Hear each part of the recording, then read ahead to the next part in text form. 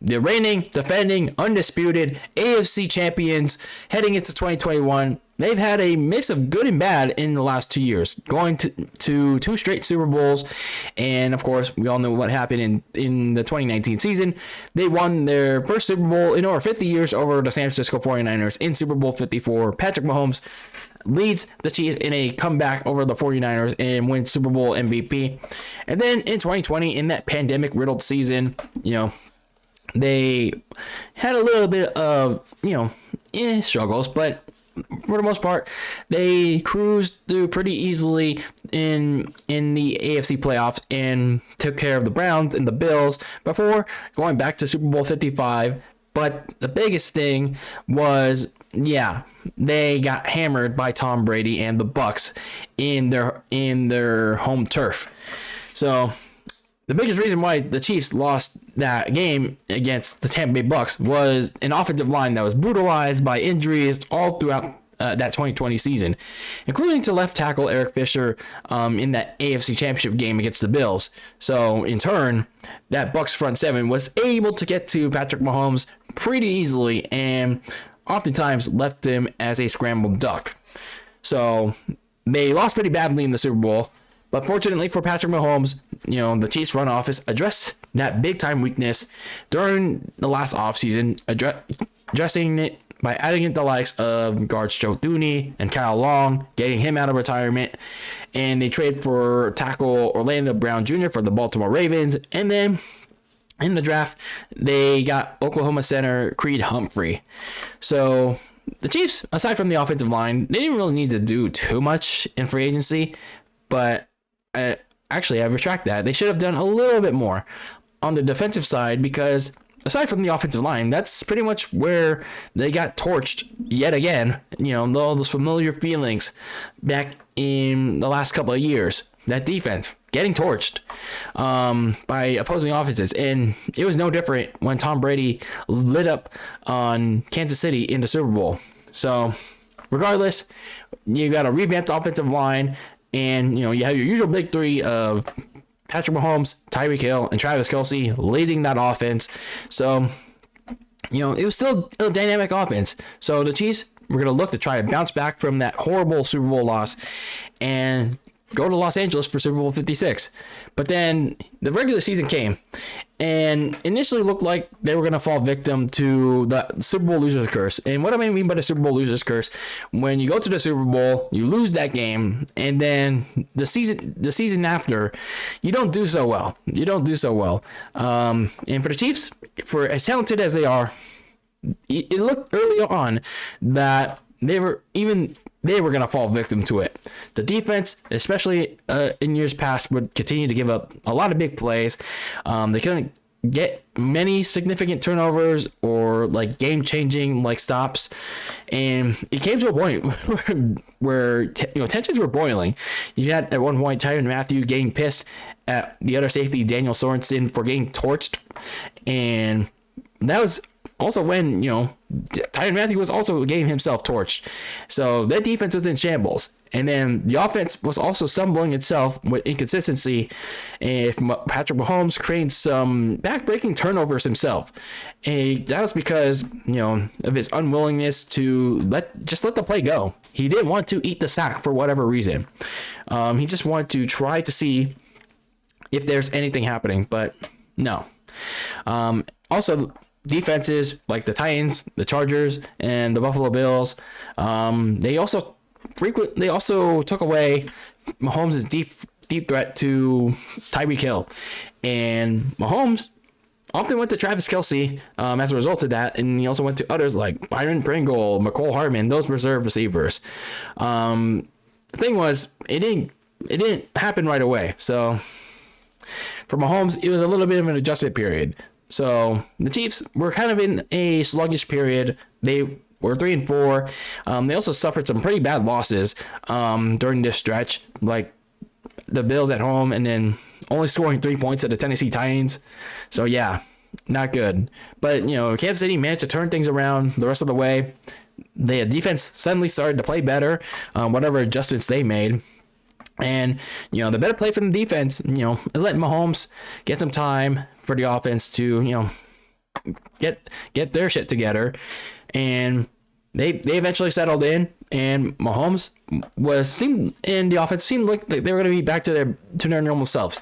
They won 8 straight. They got a couple of blowout losses along the way. They also got a critical Thursday night win over the LA Chargers in Los Angeles to break that tiebreaker between them and the Chargers.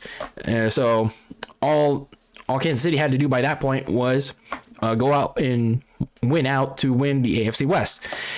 So they actually had to do that pretty early, as soon as the next week, because the Chargers clippered up to the Texans the following week, and the Chiefs easily disposed of the Pittsburgh Steelers at home, and they won the AFC West just like that. So they still had a lot to play for, but they had the number 1 seed in play, but they could have gotten that done against the Cincinnati Bengals, but they played conservatively in the second half, so a pretty familiar feeling for Chiefs fans. Andy Reid has the Chiefs offense jump out to this big lead, but then he makes some pretty conservative calls, and he doesn't notice the Bengals defense tightening up a little bit, and a loss to the Cincinnati Bengals on the road eventually cost the Chiefs the top seed to the Tennessee Titans. So a bye was pretty valuable for Kansas City, obviously, but not pretty good in particular. But it turned out the bye didn't really matter much to Kansas City. They sent Big Ben into retirement in the wild card, and Mahomes and the Chiefs just narrowly outdueled Josh Allen and the Bills in probably one of the best playoff games in the modern NFL era, if not one of the best playoff games ever. So the Chiefs go on to their fourth AFC Championship game straight. They get to stay home because the Bengals managed to upset the top seeded Titans, because the Titans can't do shit. So in the AFC Championship game, it seemed like Mahomes and the offense were going to easily take care of business as well. They scored 3 straight touchdowns, and it seemed like they're going to defy the loser's curse and go to Los Angeles to play in the Super Bowl for the 3rd straight year. But then, just like in their previous game against Cincinnati, Andy Reid decided to get conservative again. And that conservative play started to affect Patrick Mahomes. So that conservative approach allowed Joe Burrow, the Bengals, to claw back from a 21-10 deficit to eventually take the lead in the 4th, 24-21. The game went into overtime, and just like with the Bills game the previous week, the Chiefs won the coin toss again. But unfortunately, unlike that previous week, they could not score and win the game because Mahomes just yeeted a pass under pressure because, again, the mistakes of Mahomes from early regular season, he just didn't want to let the play go. He did not want to eat the sack. He just yeeted a pass to Tyreek Hill, and it got deflected off Jesse Bates and into the arms of the other safety, Von Bell.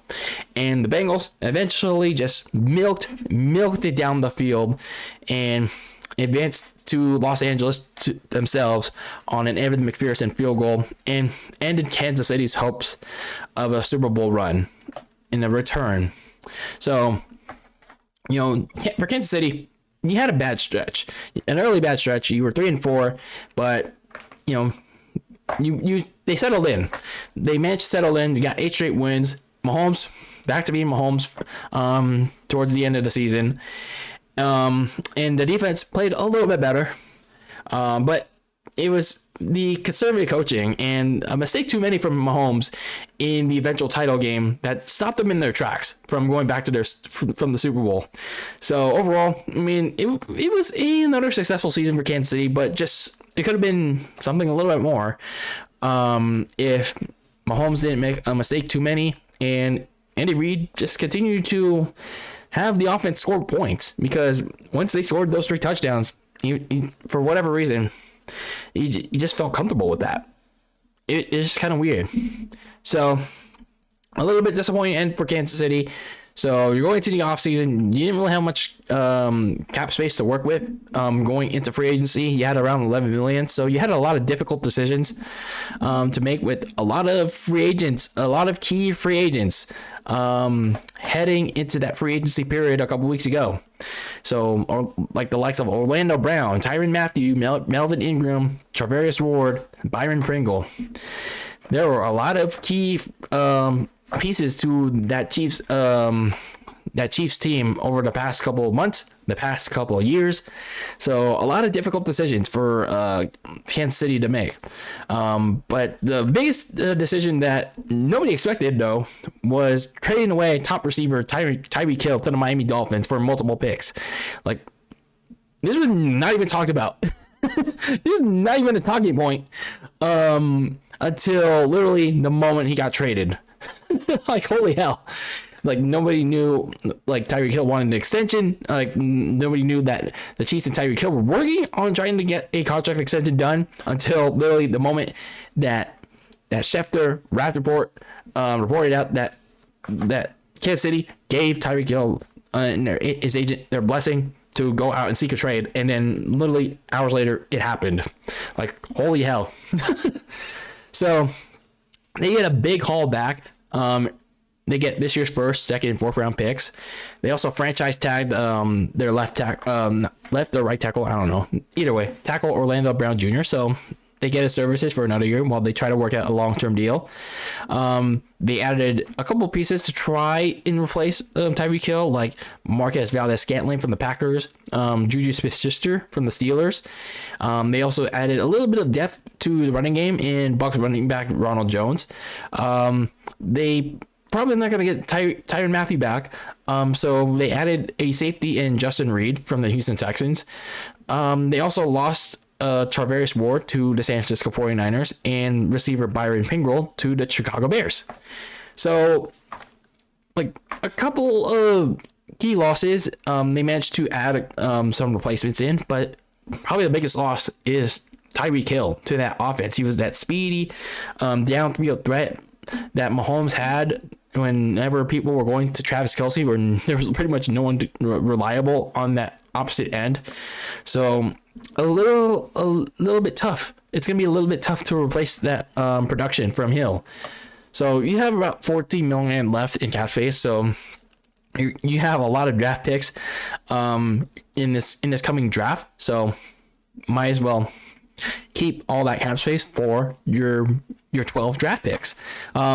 In the first round, you're currently slated to pick at number 29 because that was the first round pick that the Dolphins had from the 49ers and your own 30th overall pick. So the things that the Chiefs need to do the rest of the way heading into the preseason, the regular season, well, I think the biggest thing is they have to find a top receiver to replace Tyreek Hill. I don't think Juju Smith-Schuster, Mecole Hardman, Marquez Valdes-Scantling, whatever crop of receivers, it's not going to be enough to replace the production that's there. They already lost Byron Pringle too, so it's going to be tough to find it in the draft. I mean, sure, there's a lot of good potential receivers in this draft, but it's going to be hard for the Chiefs to find that speedy and downfield threat that Tyreek Hill had. And, a lot of defenses now are just going to be targeting Travis Kelce. They're going to be doubling him because he's going to be pretty much the go-to option now.